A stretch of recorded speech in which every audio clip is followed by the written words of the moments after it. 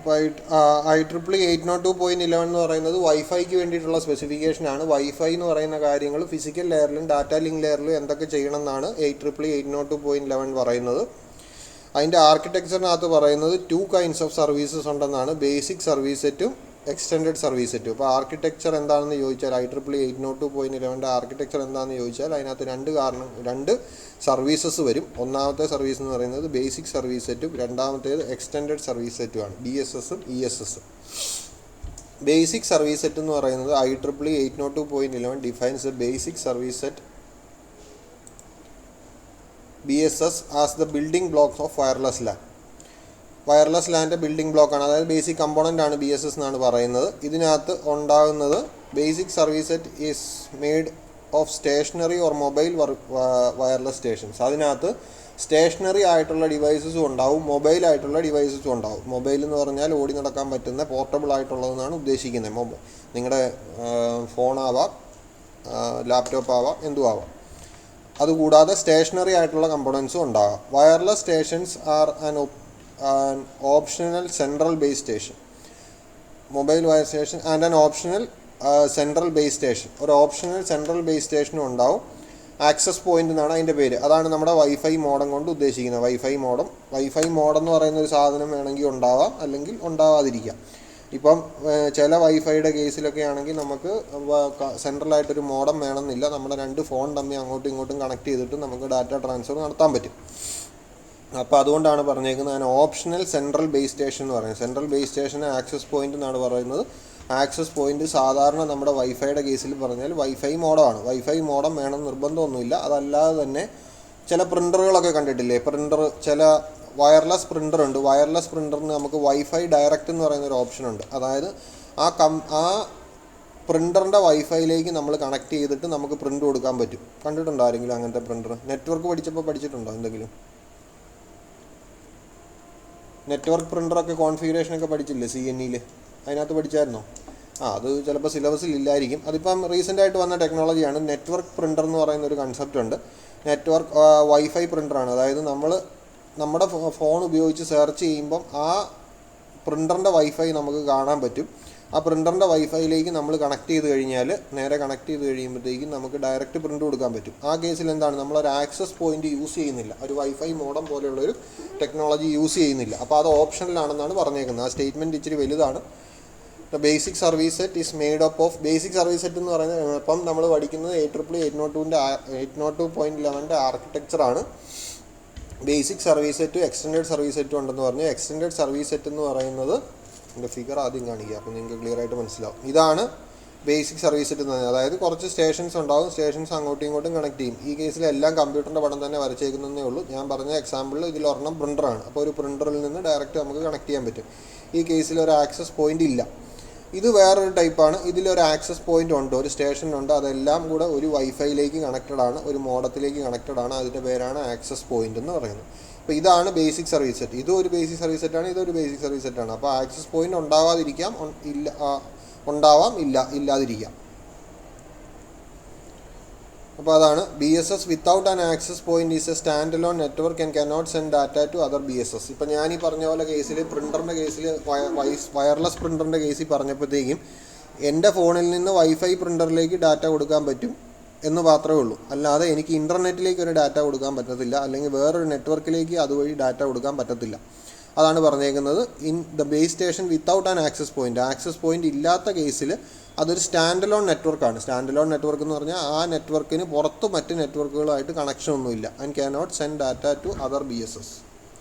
അങ്ങനെയുള്ളതിന് ad hoc architecture എന്ന് പറയും. Ad hoc architecture. In this architecture stations can form a network without the need for an access point. അത് നമ്മൾ already പറഞ്ഞതാണ്. They can locate one another and agree to be part of BSS. അപ്പോൾ അത് അങ്ങോട്ടും ഇങ്ങോട്ടും locate ചെയ്യാൻ പറ്റും. ഞാൻ പറഞ്ഞില്ല, എൻ്റെ ഫോണിൽ നിന്ന് സെർച്ച് ചെയ്യുമ്പം എനിക്ക് വൈഫൈ പ്രിൻ്റർ കാണാൻ പറ്റും. അപ്പോൾ എന്നിട്ട് agree to be part of. അപ്പോൾ അവർ പാസ്വേഡ് ചോദിക്കുമ്പോൾ പാസ്വേഡ് കറക്റ്റായിട്ട് അടിച്ചു കൊടുത്താൽ തമ്മിൽ ട്രാൻസ്ഫർ നടക്കാൻ പറ്റും. പക്ഷേ പുറത്തൊരു നെറ്റ്വർക്കിലേക്ക് അതുവഴി ട്രാൻസ്ഫർ ചെയ്യാൻ പറ്റത്തില്ല. അപ്പോൾ പുറത്തൊരു നെറ്റ്വർക്കിലേക്ക് ഡാറ്റ ട്രാൻസ്ഫർ നടക്കണമെങ്കിൽ നമുക്ക് ആക്സസ് പോയിന്റ് വേണം. ആക്സസ് പോയിന്റ് ഉള്ള കേസിൽ അതിന് ഇൻഫ്രാസ്ട്രക്ചർ നെറ്റ്വർക്ക് എന്ന് പറയും. ഇൻഫ്രാസ്ട്രക്ചർ നെറ്റ്വർക്ക് നമ്മൾ പഠിച്ചതാണ്. ഇൻഫ്രാസ്ട്രക്ചർ നെറ്റ്വർക്ക് എന്ന് പറഞ്ഞാൽ കുറേ ഡിവൈസസ് ഉണ്ടാവും. ഡിവൈസസിന് നടുക്കൊരു ആക്സസ് പോയിൻ്റ് ഉണ്ടാവും. ആ ആക്സസ് പോയിന്റിൽ നിന്ന് വയേർഡ് ആയിട്ട് കണക്ഷൻ പുറത്തേക്ക് പോകുന്നുണ്ടാവും. അപ്പോൾ അങ്ങനെയുള്ള കേസിൽ അതിന് ഇൻഫ്രാസ്ട്രക്ചർ നെറ്റ്വർക്ക് എന്ന് പറയും. അപ്പോൾ ബേസ് നമ്മുടെ IEEE 802.11 ആർക്കിടെക്ചറിൽ രണ്ട് സർവീസസ് ആണ് വരുന്നത്. ഒന്ന് ബേസിക് സർവീസ് സെറ്റ് വരും, രണ്ടാമത്തേത് extended service set. Basic service സെറ്റിൽ 2 ടൈപ്പ് വരും, ആക്സസ് പോയിൻ്റ് ഉള്ളതും ആക്സസ് പോയിൻ്റ് ഇല്ലാത്തതും. ആക്സസ് പോയിൻ്റ് ഉണ്ടെങ്കിൽ അതിന് അഡ്ഹോക്ക് ആർക്കിടെക്ചർ എന്ന് പറയും. അതിന് പുറത്ത് ഒന്നിലേക്ക് ആക്സസ് പോയിൻ്റ് ഇല്ല എങ്കിൽ അതിന് അഡ്ഹോക്ക് ആർക്കിടെക്ചർ എന്ന് പറയും. അതിന് പുറത്തൊരു നെറ്റ്വർക്കിലേക്കും ഡാറ്റ സെൻഡ് ചെയ്യാൻ പറ്റത്തില്ല. ആക്സസ് പോയിൻ്റ് ഉണ്ടെങ്കിൽ അതിന് ഇൻഫ്രാസ്ട്രക്ചർ നെറ്റ്വർക്ക് എന്ന് പറയും. ഇതാണ് നമ്മൾ കോമൺ ആയിട്ട് യൂസ് ചെയ്യുന്നത് ഇൻഫ്രാസ്ട്രക്ചർ നെറ്റ്വർക്കാണ്, കാരണം നമുക്ക് ഡാറ്റ പുറത്തേക്ക് സെൻഡ് ചെയ്യാൻ പറ്റണം. അടുത്തത് എക്സ്റ്റൻഡഡ് സർവീസ് സെറ്റാണ്. എക്സ്റ്റൻഡഡ് സർവീസ് സെറ്റ് എന്ന് പറയുന്നത് നമ്മുടെ കേസിൽ ഇങ്ങനെ ഇരിക്കും. അതായത് ഒരു ബേസ് സർവീസ് സെറ്റ് ഉണ്ടാവും. പല ബേസ് സർവീസ് സെറ്റുകളുടെ ആക്സസ് പോയിൻ്റ് ഉള്ള പല ബേസ് സർവീസ് സെറ്റുകളുണ്ടാവും. എന്നിട്ട് അതിൻ്റെ ആക്സസ് പോയിൻറ്റിനെ എല്ലാം തമ്മിൽ ഒരു ഡിസ്ട്രിബ്യൂഷൻ സിസ്റ്റം വെച്ച് കണക്ട് ചെയ്തിട്ടുണ്ടാവും. അങ്ങനത്തെ കേസിൽ അതിന് എക്സ്റ്റൻഡഡ് സർവീസ് സെറ്റ് എന്ന് പറയും. അപ്പോൾ ബേസ് സർവീസ് സെറ്റാണ് ഫസ്റ്റ് പാർട്ട്. പല ബേസ് സർവീസ് സെറ്റുകളെ ഒന്നിച്ച് വെച്ചിട്ട് അതിനെ എല്ലാം തമ്മിൽ കണക്ട് ചെയ്യുന്ന ഒരു ഡിസ്ട്രിബ്യൂഷൻ സിസ്റ്റം വെച്ച് കണക്ട് ചെയ്ത് കഴിയുമ്പോഴത്തേക്കും അതിന് എക്സ്റ്റൻഡഡ് സർവീസ് സെറ്റ് എന്ന് പറയും. An extended service set is made up of 2 or more BSS with access point. Base service set എന്ന് പറയുന്ന ആക്സസ് പോയിൻ്റ് ഉള്ള ബേസ് സർവീസ് സെറ്റുകളാണ്. സർവീസ് സെറ്റുകൾ ഒന്നിച്ച് കൂടുമ്പോഴാണ് എക്സ്റ്റൻഡഡ് സർവീസ് സെറ്റ് എന്ന് പറയുന്ന സംഭവം ഉണ്ടാകുന്നത്. In this case base services are connected through distribution system. Distribution system എന്ന് പറയുന്ന ഒരു സിസ്റ്റം ഉണ്ട്. അത് തമ്മിൽ കണക്ട് ചെയ്യാനുള്ള ഒരു സെറ്റപ്പാണ്. അതൊരു ലാൻ പോലെയൊക്കെ ആയിരിക്കുക.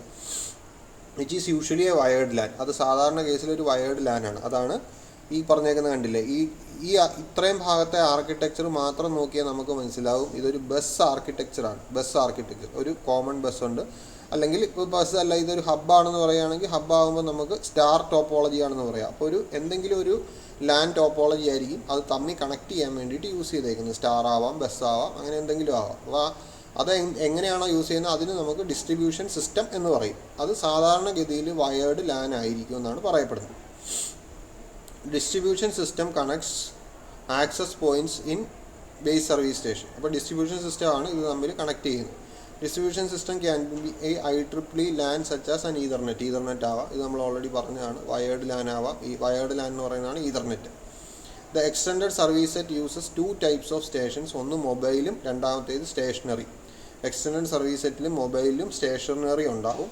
The mobile stations are normal stations inside BSS. അതായത് നമ്മുടെ ലാപ്ടോപ്പ്, മൊബൈല്, കമ്പ്യൂട്ടറുകൾ അങ്ങനത്തെ സാധനങ്ങളായിരിക്കും സാധാരണ മൊബൈൽ സ്റ്റേഷൻ എന്ന് പറയുന്നത്. Stationary stations are access point stations that are part of wired LAN. Wired ലാൻ്റെ പാർട്ടായിട്ടുള്ള സാധനങ്ങൾ, അതായത് ഈ ആക്സസ് പോയിൻ്റ് ഉണ്ടല്ലോ, ഈ ആക്സസ് പോയിൻ്റ് ഒന്നും മൂവബിൾ ആയിരിക്കില്ല, അത് ഫിക്സഡ് ആയിട്ട് വെച്ചേക്കുമായിരിക്കും. അതിനാണ് സ്റ്റേഷനറി എന്ന് പറയുന്നത്. അപ്പോൾ മൊബൈലും എക്സ്റ്റൻഡഡ് സർവീസ് സെറ്റിനകത്ത് മൊബൈൽ സ്റ്റേഷൻസും ഉണ്ടാവും, സ്റ്റേഷനറി സ്റ്റേഷൻസും ഉണ്ടാവും. മൊബൈൽ സ്റ്റേഷൻസ് എന്ന് പറഞ്ഞാൽ അതിനകത്ത് ഓടി നടക്കാൻ പറ്റുന്ന സാധനങ്ങളാണ് മൊബൈൽ സ്റ്റേഷൻ. സ്റ്റേഷനറി എന്ന് പറഞ്ഞാൽ ഓടി നടക്കാൻ പറ്റാത്തതാണ്. ഓടി നടക്കാൻ പറ്റാത്ത ഡിവൈസ് അതിനകത്തുള്ളത് ആക്സസ് പോയിൻറ്റുകളാണ്. When BSS are connected, the stations within the reach of one another can communicate without the use of access point.